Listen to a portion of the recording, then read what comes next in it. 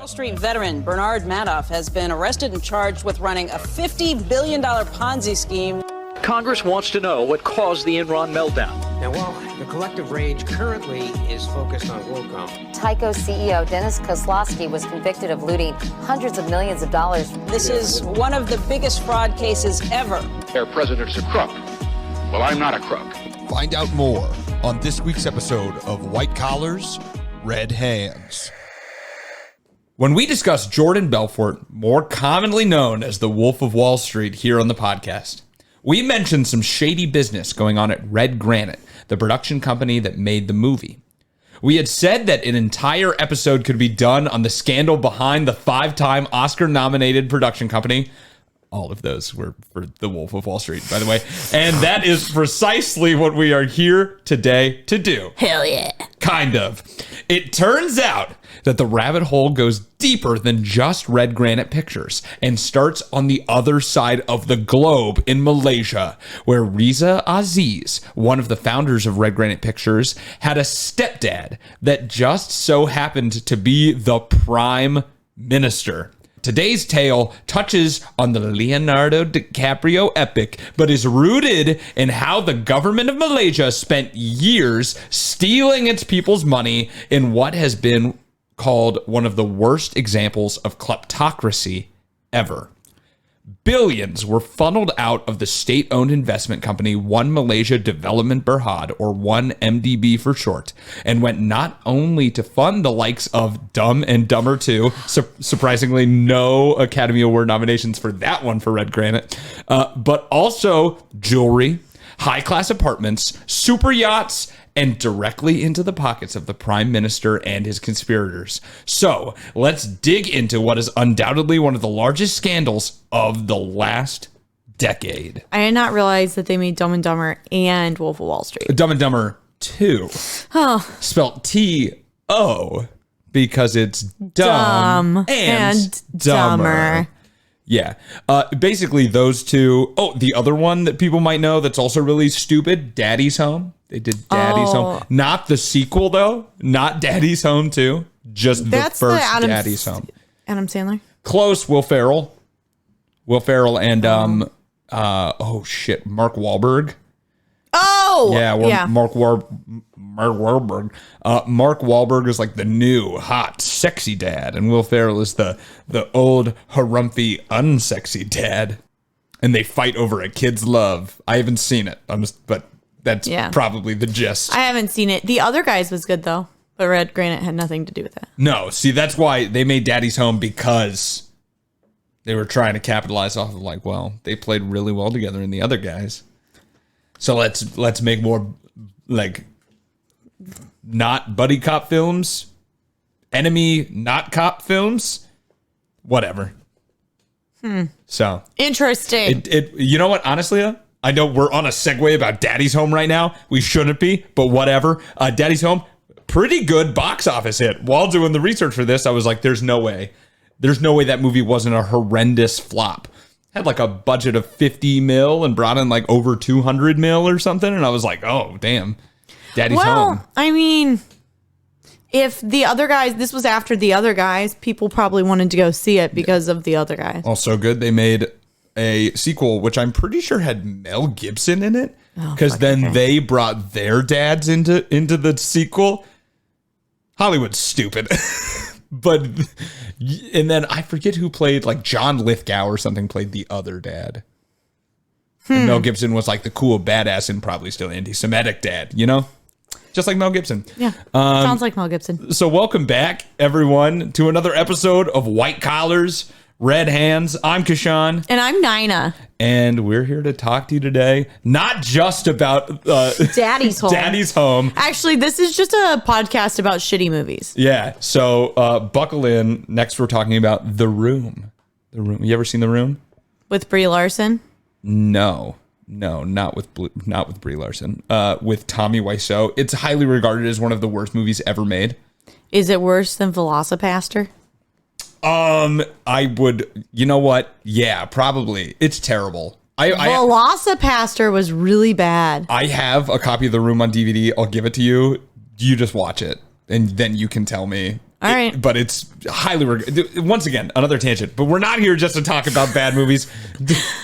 We are here to talk about financial crime. Yeah. It is what we do here. Yeah. And today we're talking about 1MDB, which I will not say the full name again in this episode. So go back to the intro if you want to hear it. You don't need to know. It's not IMDb. I was just going to say it sounds like IMBD. So we're talking about movies, but in 1MDB, not IMDb. Don't get it confused. But IMDb is about movies, but not about these movies, even though there are IMDb pages for these movies. So 1MBD. 1MBD. One One mega Malaysia. Dick. One mega big dick. Plus, yeah. Yeah, it's that. It's that. You can get a 1MDB in between those NFTs, and we'll go from there.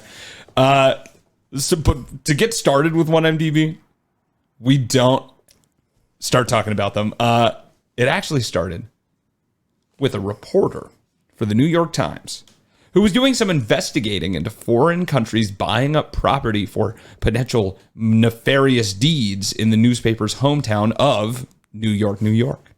While looking through deeds bought for upscale properties, she came across a deed for an apartment for a penthouse in Time Warner Center. The address? 80 Columbus Circle, that was claimed to have been bought by a company. That company's name? 80 Columbus Circle, parentheses NYC LLC, for around $30.5 million. Now, obviously, this is somewhat shady. The company name is just address, parentheses city, LLC.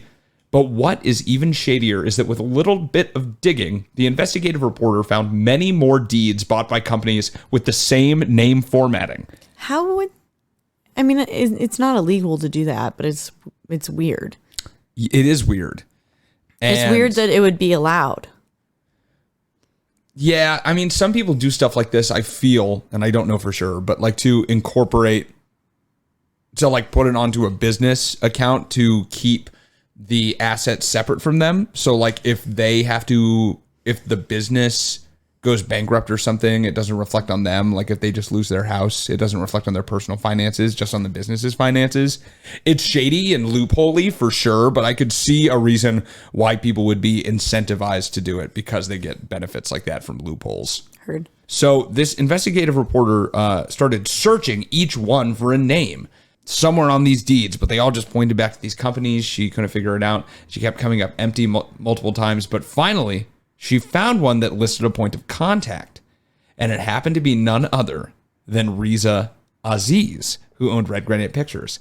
Now, something fishy was going on, and just like any good investigative journalist, she headed straight to the source to find some answers and wormed her way into a release party for Riza Aziz's new big hit, The Wolf of Wall Street. At the party, Riza was rubbing elbows with the common folk, while Leo and other actors hung out in the VIP area, which the journalist could not enter. But I bet his teenage girlfriend was there. Oh, yeah. Which one at this point? Yeah, right. He just gets a new one every year. He's like, you're 21? Mm-mm. Ew, gross. You can drink now? Yeah, if you can come into a bar with me, then I don't want to come in you. You know? Like, gross. Couldn't imagine it. Oh, God. They start to spoil after 21. That's true. Yeah. It's all downhill. Yeah, I mean, honestly, after 21, what good is a woman? You know? She's becoming less and less fertile every year. We should just get rid of them. Honestly. As soon as you turn 22, just in the incinerator. Yeah, I just use them to make babies. That's it. Like, you know. Just so handsmaid tail them is what you're saying? Absolutely. Absolutely. As soon as they turn 22, they've turned rotten.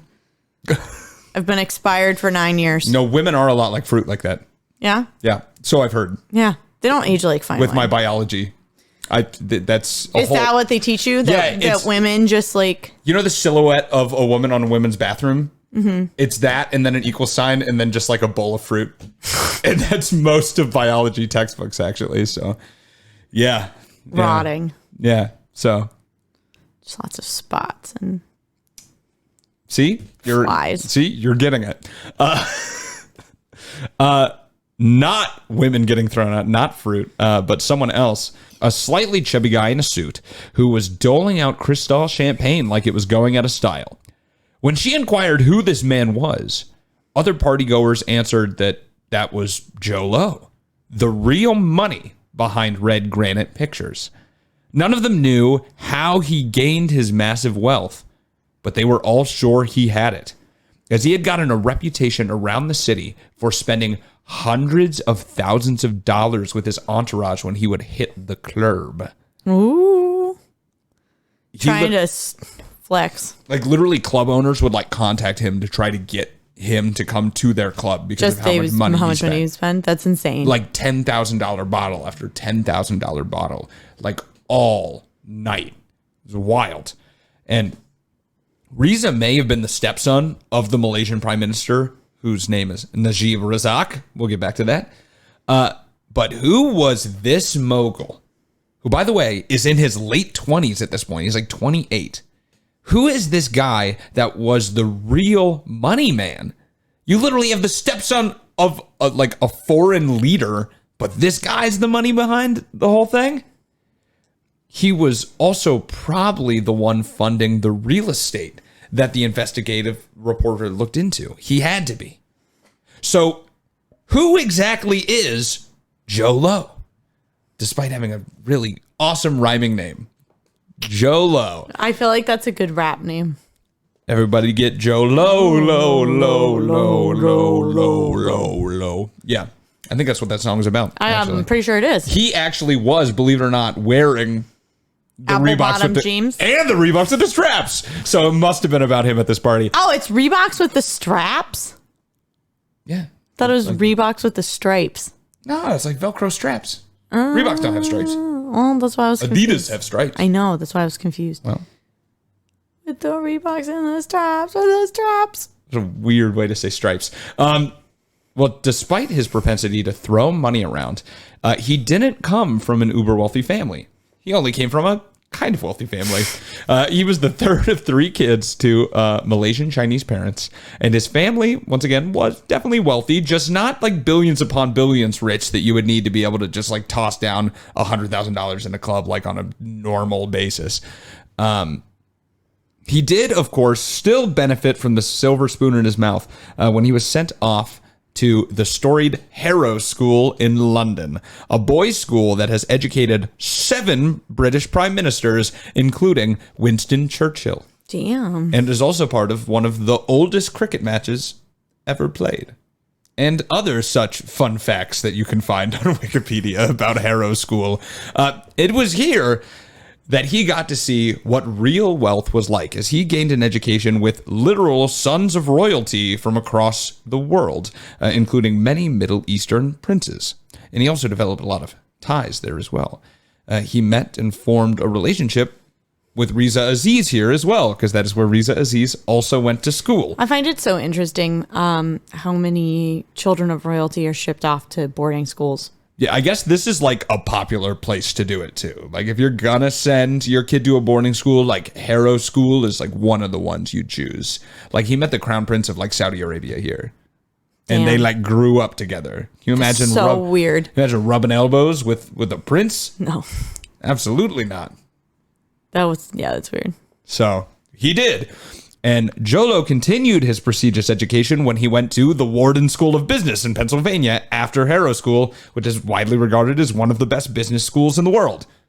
So he used his connections after graduating to lump together money into an investment group to buy a luxury high-rise apartment building in Kuala Lumpur.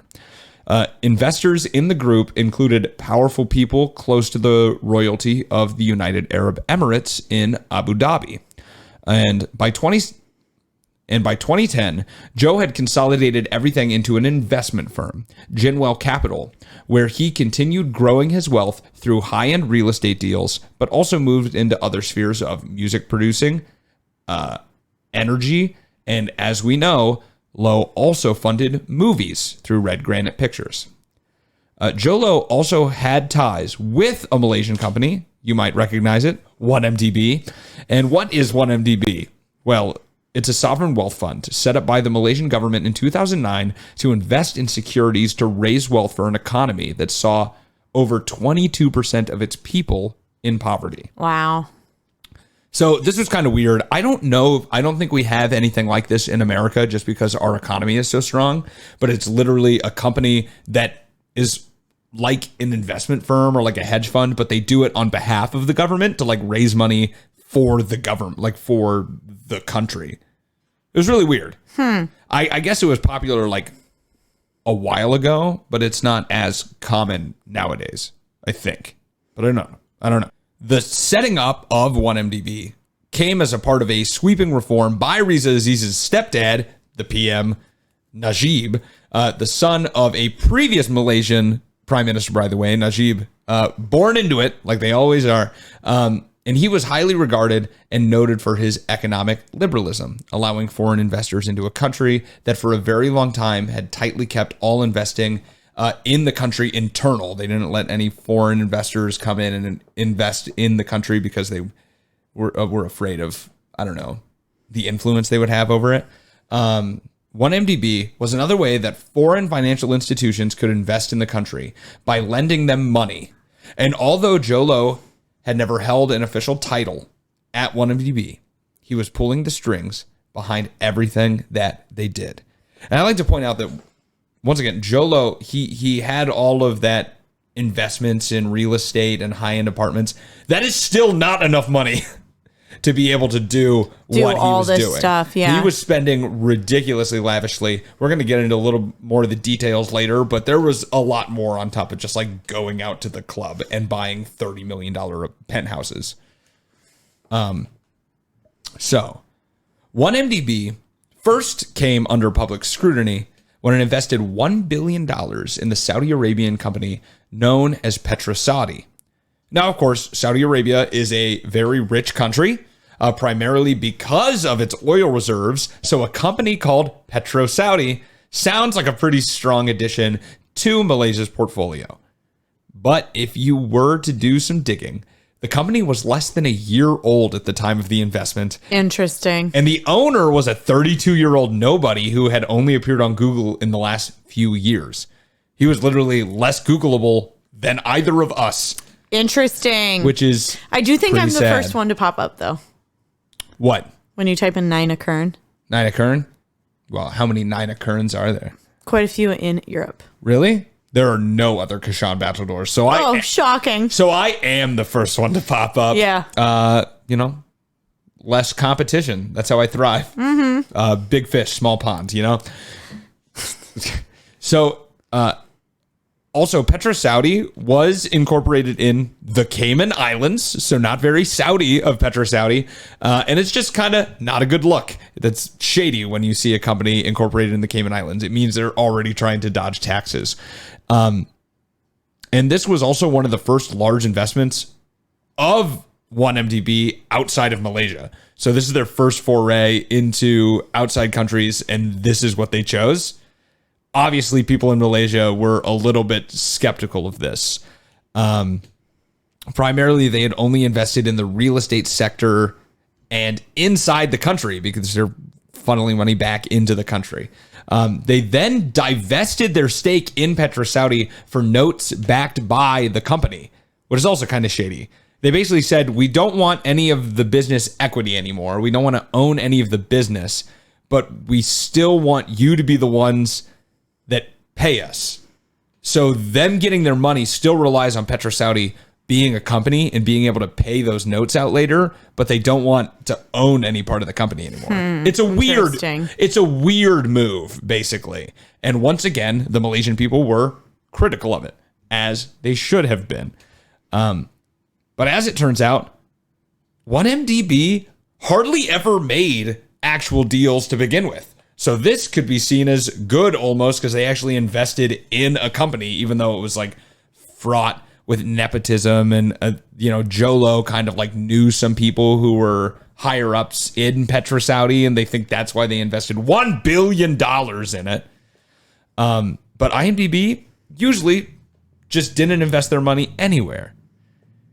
And the money that was flowing into it, which is from the taxpayers of Malaysia, I might add, was instead used to pay for luxuries for the Prime Minister, Jolo, and everyone around them. When money would enter the company, it would be funneled out through a series of wire transfers to shell companies that were actually controlled by the Prime Minister, Jolo, and many of their accomplices. some of which resided right here in the United States. Of course. Primarily, that was in the form of two traders at Goldman Sachs by the name of Tim Leissner and Roger Ng. When 1MDB looked to raise more money, they did so with 3 bond offerings in 2012 and 2013, set up by Goldman Sachs and headed up by the two traders, Leissner and Ng. But people began to think something was fishy because Goldman Sachs was set to receive an exorbitant fee for the transaction, 10%. They were set to receive $600 million on $6 billion worth of bond issuance, which, to put that in perspective, the normal fee range is like 1% to 2% on things like this. So it's like 5 to 10 times the size of what a fee normally is. And internal communications were later released that showed the brokers received the high fees because they orchestrated bribes to Malaysian and UAE, United Arab Emirates officials, where the bonds were also purchased to continue to get business for Goldman Sachs. So the fee was high so they could get kickbacks to then pay people even at 1MDB to kind of keep quiet about what was going on. So they're bribing people with this money. Love that. We'd love to see it. And the bankers received extra kickbacks in the form of wire transfers to shell companies mentioned earlier that they were actually in control of. In addition, of course, they gained notoriety at the business and bonuses from the company resulting from their acquisitions, because Goldman Sachs got a large part of that fee, so they gave them a lot of bonuses on top. Now, Roger Ng was a mid-level manager, but Tim Leissner was a partner at Goldman Sachs and was actually the director of their entire Asian division. What a sneaky bastard. So he was high up, and he was still like, it's, you know, you can't trust banks. And this is just another example of you can't trust them. They're shiesty as hell. According to the U.S. Department of Justice, in total from the 3 bond deals, almost half of the money, $2.7 billion, was misappropriated to Leissner, Ng, or others. And the biggest beneficiary was Joe Low. Joe Low took over $1 billion just from the 3rd bond issuance. And it was directed to him, once again, through a shell company. And he used this money to purchase some highly exorbitant items, including the penthouse mentioned earlier. He also bought what amounts to a floating house, a 300-foot super yacht entitled Equanimity. Oh my God. That is crewed by 30 people. That's a lot of people just for your yacht. Yeah. And let's put this in perspective. I was in someone's apartment the other day that was 350 square feet. Humble brag, okay. So it's not a very big house, but that's a giant, yeah. Wait, 350 square feet? Yes. That's it? Apartment. Oh, I thought you said more. Yeah, that's like a third of the size of mine, actually. Yeah, it was not a very big apartment, but that's a big ass yacht. Yeah, 300, and that's square feet. So like 300, that's, I'm pretty sure, and I don't know this for sure, but when they say it's 300 feet, I think that's from like stern to aft. That's like front to back. Stern to aft. Stern to aft, you know? Look at the aft on that thing. Yep. Except for fancy. Look at the aft on that thing. Perfect. Yes. Knocked it out of the park. Yes. In addition to this, he also bought a huge $39 million mansion in LA just down the road from his good friend Leo DiCap, where he would throw huge parties. And speaking of huge parties, he also dropped at least $100 million on a birthday party in Las Vegas, where he hired 250 models to be the servers, doling out, once again, bottles of Cristal. This man loved Cristal. And it all took place in a huge circus tent with a literal Ferris wheel inside, carnival games, and a full arcade. Hey, that sounds fun as fuck. I'm sure it was. I'm not gonna lie, that sounds super fun. Until you realize all the money for it was stolen from poor people in another country. That's true.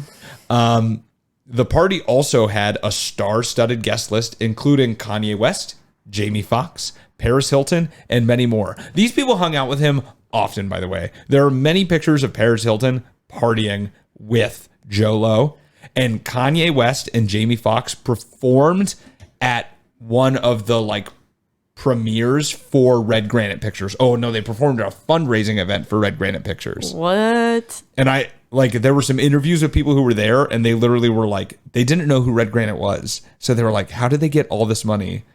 Like Kanye West came out to like perform for like 3 minutes. And they were like, and then Jamie Foxx came out with them, and they were like, it's like $20 million right there. Yeah. Just for them to be there to do that. Huh. I wonder if him and Paris Hilton ever hooked up. Ugh. I feel bad for Paris. Yeah. Supposedly she's smarter than she lets on. Oh, I'm sure. I guess she has like a genius level like you. Well, it is those people who lack common sense. Well, she said that she actually, supposedly, she says that she was playing a character most of the time, but she did a lot of cocaine, so. And I think I've heard Steve-O, he tells a story about doing cocaine with Paris Hilton, so. I don't know that story. I believe him. Yeah, absolutely. Additionally, Joe used the money to pay off gambling debts in the city of Las Vegas and purchased a Bombardier jet for $35 million. These are a lot of big purchases, all right? Joe also wired $238 million to Red Granite, $100 million of which was said to directly go to funding The Wolf of Wall Street, which was like a large part of the budget, honestly. Yeah. So just one rogue actor stealing from the taxpayers is bad. But Jolo wasn't the only one benefiting from this whole scheme. The leader of the country, Najib Kazak, was also bleeding the taxpayers for millions. Jolo wired the prime minister $681 million that had been siphoned from 1MDB in the weeks leading up to a re-election bid, which Najib did end up winning. Now, Najib was a rich man, but he was seen spending above his means often. And this was noted by the public. Like when he spent over $130,000 in a Chanel store in Honolulu for jewelry for his wife, Rosma, who I'm sorry, but she beat to hell. In the picture I put on there at the end of the outline, that's it. She's got this huge ass, really hilarious hair. Like it's big. Like, why do old rich ladies they love big hair? They feel a need to just make their hair as big as possible. They do. They really, really do. The problem with this whole thing is just, I don't know. I don't know how you sleep at night, like knowing that your country is like so many people in your country are suffering, and then you just go spend that much money on jewelry. And it's not even your money. That's yours. It's not your money. Yeah, because it's like, I almost understand when these billionaires who have their own companies, who still are doing shitty things, steal, but this is like direct taxpayer money. Yeah. Bullshit. Yeah, they were literally just bleeding out money from the government. Yeah. Also, when he went to buy all of this jewelry at the Chanel store, something went wrong with the card that he was using that was like tied to the account where all the money was funneled into. And later, text came out kind of solidifying the connection between Jolo and Najib, where Najib messaged Jolo being like, something's wrong with my card. It's not working. And they fixed it, and he still got to buy the jewelry. But so they had some internal documentation that obviously shows that they funneled all this money to him, and he was using it for not the best things. And the prime minister's wife sure loved jewelry because the Goldman Sachs bankers also bought her a $7 million necklace with money, once again, stolen from 1MDB. And also later, some internal texts came out where they were saying, like, we need to buy a gift for them for this business they're giving us. Because they're spending that much money? A $7 million necklace was the gift that they bought. In 2015, documents leaked showing the $681 million transfer to Najib. And obviously, people were kind of upset. However, an internal investigation by the Malaysian Anti-Corruption Commission confirmed later that no funds from 1MDB were transferred to Najib. Great. But by this point, 1MDB was already on the downswing. They had so much debt that their bonds were downgraded to junk rating, and they had faced even more calls for transparency because they had changed their auditor 4 times in the past 3 years. Oh, in 2015. wow. Oh, wow. They had also filed for an extension on releasing their end-of-year financials publicly, which just kind of all of that doesn't look good separately. Together, looks much worse. Yeah. At one point, Najib even called for a public audit of the company, just to prove that nothing was going on. But at the conclusion of the audit, the report was made confidential and not released to the public. So the whole thing was redacted anyway. So in 2016, the FBI started its investigation into Goldman Sachs and their bankers funneling money out of 1MDB. And although you might think Malaysia, in order to fuel a kleptocracy like this, must not be very democratic, for the last few decades at this point, they actually had been. So an investigation was also underway into the prime minister in Malaysia. Good. By the attorney general. Things started to get worse for Najib as in 2018, the Department of Justice filed a civil suit naming the Goldman Sachs bankers and Jolo directly, although they did not name Najib directly in the filing. The filing referred instead to a person known as Malaysian Official 1, which sure sounded a lot like Najib. Because he would be number 1 in the country. And he's an official, right? They also mentioned someone who was a close relative to Malaysian Official 1 who received money to fund movies, which sure sounds a lot like Riza Aziz. Yeah. The puzzle pieces, this is one of those like small puzzles you put together when you were like 5. Yeah, there's like 10 pieces. Yeah. It's pretty easy to plug them in.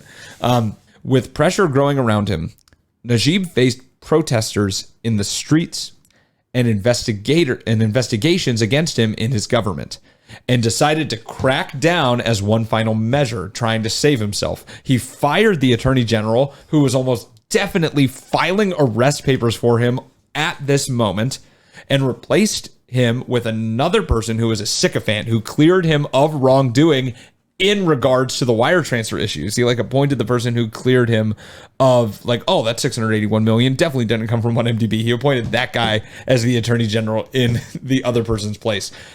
Najib couldn't fight the people, however, as 2018 was an election year. And the prime minister, who had been in power for 9 years at this point, was on the campaign trail. But without confidence behind him, he lost the bid to a previous prime minister, Mahathir Mohamad, who has his own skeletons that I won't get into. I'm sure. But Mahathir Mohamad ran under a different party. And at this point in Malaysia, the same party had held the position of prime minister for 60 years. That's insane. Najib fucked up so bad that he ended 6 decades of single party control in the country. Wow. So in other words, he wasn't very popular. So with fight or flight kicking in and too many to fight, Najib tried to pack up his belongings and immediately board a private jet out of Malaysia after losing the election. But he was barred by police just before takeoff. They got him.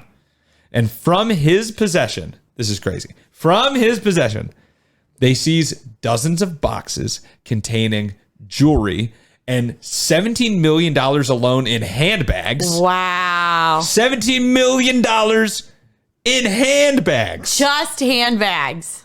They also seized enough cash that it took 26 workers with cash counting machines 3 days to surmise the final total of $114 million in cash. Oh my God. In cash. In cash, in boxes that he was trying to flee the country with after losing the election. Idiot. So Najib, obviously, was taken into prison on July 3rd, 2018, and charged with 6 counts of money laundering, corruption, and abuse of power. On July 28th, 2020, he was convicted on all counts, the first Malaysian prime minister to be convicted of corruption. Although, as I mentioned, many more probably could have. Yeah. Corruption's a big thing in Malaysia. And he was sentenced to 12 years in prison and ordered to pay a fine equivalent to 48 million US dollars. And if he cannot pay the fine, then he will serve an extra 5 years in addition to his 12 Well, didn't he have it in cash? I think they took that. Damn. I don't think they're like, they let him have it back. Yeah. You know? That makes sense. In that case, that'd be a net win. That would be a win. You know what?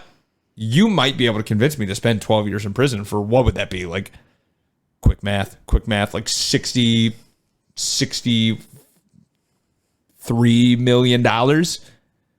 12 years is a long time. I know, but I'd get out. You know, I'd be, I'd be 30. I'd be 40. Was at 40 with that many millions? Yeah, I mean, you could easily live the rest, like just invest it and then just live the rest of your life comfortably. I could work out in prison. Just get like jacked. Super fucking hot. Get some of those like those pen tattoos. Mm-hmm. Make a tattoo Stick gun and out of a pokes. pen. Yeah, it'd be great. I had a student one time who had a stick and poke tattoo on her ankle and it said lit. Nice. And I was like, that is there forever. Nice. Stick and pokes, popular not only among prisoners but hipsters now too. So Yes. you know, and high school students. what are high school students but young hipsters? Yeah. So in America, however, Tim Leisner pleaded guilty to counts of money laundering and actually flipped and testified against Roger Ng No loyalty. at his 2022 trial. Leisner has not yet been sentenced, but he faces up to 25 years in prison and was ordered to pay a $43 million fine. Roger Ng, however, pleaded not guilty, but just at the end of last year was convicted on counts of money laundering, but sentencing is actually set for later this month. So if I hear about that, we'll update you guys. Although he faces up to 30 years in prison. Ooh, fuck. He will probably get more. I'd assume that he'll get somewhere around 8, and Tim Leisner will get somewhere around like 2 or 3 because he cooperated. Mm-hmm. And then they'll both get out early. Yeah. But whatever. Red Granite Pictures was not hit with criminal proceedings. Actually, Malaysia just dropped a lawsuit against Riza Aziz not too long ago, finally putting it to rest. But they were ordered to pay a $60 million fine without admitting wrongdoing for the parts of their movies that were funded with stolen money. As for Joe Low, he disappeared. And at the right time. And has been on the run ever since 2018. What? Another fugitive, just like Wirecard, which I Yeah. checked back on that guy. They still do not have him. What? He is still on the lam. So now we have another international financial criminal who is on the run. And at one point, reporters actually found the Equanimity like docked off a Malaysian city. But once they had been discovered, like they were following them, they knew they were found out and they like left in the night and then turned off their location. So shady. However, the Indonesian government did find and seize the super yacht. So they got to they did recover the asset from the super yacht and sold it and like gave the money back to the Malaysian people. Although when they found the boat, Joe was not aboard. Shocking. So either someone tipped him off or he had already left it, because I'm pretty sure that like when the boat just like fucked off when the journalist found it, he had to be there. Oh, I'm sure he was. Like, why would they do that otherwise, right? Right. But it is what it is. Joe Low is believed to be harbored openly in China currently, although Malaysia has issued an Interpol red alert on the wanted fugitive. They said that they're pretty sure that he's staying at like the home of like a Chinese politician. Probably paid him off. Yeah, I wanted to look into it a little bit. It didn't seem like there was a lot of tension between China and Malaysia. I don't know. But that's how like this got me thinking. And maybe there is and I'm just ignorant of it, but why are they openly harboring someone who stole so much money from the Malaysian government? Maybe it's one of his friends from school. That's true. He is well connected. I wouldn't be surprised. The U.S. has returned hundreds of millions of dollars back to the Malaysian people for the money that was stolen and spent here, including seizing $25 million worth of jewelry from one of Jolo's girlfriends. One of Jolo's girlfriends. Yeah. One. While I have none. No girlfriends? No girlfriend, no boyfriend, no nothing. Get on it. Well, I mean, if I can't get on it because I don't have one. If someone gave you a $25 million necklace, you'd have a boyfriend. I don't care what they look like. You're dating that man. We all know you're a gold digger. You've said it multiple times. I would love to be a gold digger. See, that's what I'm saying. Taking applications right now. Oh my God. If you're rich, So they took it from Jolo's girlfriend, and they also seized a Picasso and a Basquiat that had been given to Leonardo DiCaprio. Dang. Can you imagine acting so good someone gives you an original Picasso? No. I can't. I cannot. So, I mean, good thing for Leo DiCap, I guess. Bad thing for me. So that's kind of where we stand. The Wolf of Wall Street might be held in a favorable opinion by critics and fans here in America. But in Malaysia, it is a disgusting symbol of what their own government did. It is a tale of excess, debauchery, and theft that the Malaysian people see with a sort of irony because the movie was made with stolen funds from them. Jolo was almost exactly like Jordan Belfort in the movie, plundering to buy boats, women, and alcohol, but this time directly from taxpayers. Truly, as we said at the beginning, a kleptocracy at its worst. Corruption in Malaysia is almost as thick as it is here in Chicago, of where it is quite thick, with many other instances in Malaysia to point to, but we'll leave that research to you.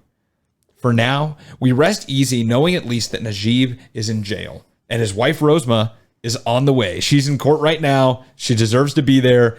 Tell me she didn't know what was going on. She knew. Oh, you're just buying me hundreds of millions of dollars of jewelry? Could it be stolen from the people? Absolutely not. Absolutely not. And Leisner and Ng hopefully headed there themselves. And one day, may they hunt down Jolo, because he was the worst offender of them all. And that's it. That's it. So that's the story of 1MDB, the country company that stole billions of dollars out of, I think they said somewhere around $10 billion in the end was funneled out of IMDb because, or 1MDB. God damn it. It's so hard not to say it because we talked just about the stock offerings, but they were also just like pulling money out of it directly anyway. And just like funnel, like using wire transfers out of the company to get money out. So they basically did no real business. It was just set up to fund these people's lives. It's horrible. And they took the money and ran. Oh my God, $100 million birthday party. It's just greed and excess just to the extreme. It's disgusting. No, it is. How, like you said, how do these people sleep? How do they live knowing that everything they're doing, how do you enjoy it? I don't know. How do you enjoy drinking $10,000 champagne when you know that all of the money is just stolen from your people? It's gross. It's disgusting. It's gross. These people are gross. They're awful human beings. Most of the people we talk about are. But yeah, it's just decadence and exuberance just to the worst. So don't be like them. And you know what they wouldn't do? And a really good way to not be like them is to follow us on social media. Yes, because they wouldn't do that. They're selfish. They're never going to do that. So follow us on our socials. Maybe at Facebook at White Collars Red Hands. Instagram at whitecollars_red hands. I had to remember, okay? Twitter at White Collars Pod. You can also follow us on TikTok, White Collars Red Hands. You can visit our website. That's whitecollarsredhands.com. You can check out our merch through there. Little tab says check out our merch. Go there. Buy a hoodie like Nina's wearing. Matches our little logo right here at the bottom of the video. You can buy one yourself. You can also buy a shirt, a mug, stickers. Stickers are pretty cool. I got them on a couple of things. You can also support us for free by leaving us a review. You can write a review with words if it so pleases you. You're able to speak words. Or you don't even have to be able to speak words. You can be mute. As long as you can type them out, you can leave a review on Apple Podcasts. So you can go ahead and go do that. You can leave us a rating out of 5 stars. So if you know how to count from 1 to 5, it'd be better if you only know how to count 5. That's what we take. You can do that on Apple Podcasts, and you can also leave us a rating that way on Spotify. But just like, subscribe, or follow us on whatever podcatcher you use. That's totally fine. I know there's more. I'm missing something. Tell a friend.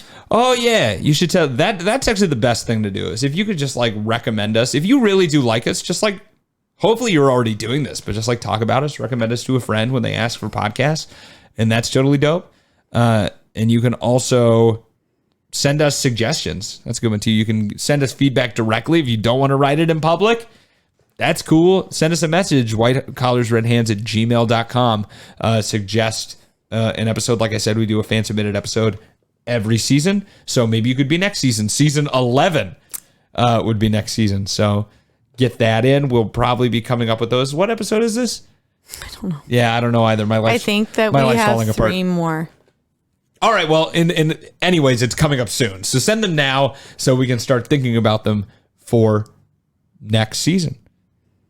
And with that, I think that's about it. So we'll see you next week on another episode of White Collars, Red Hands.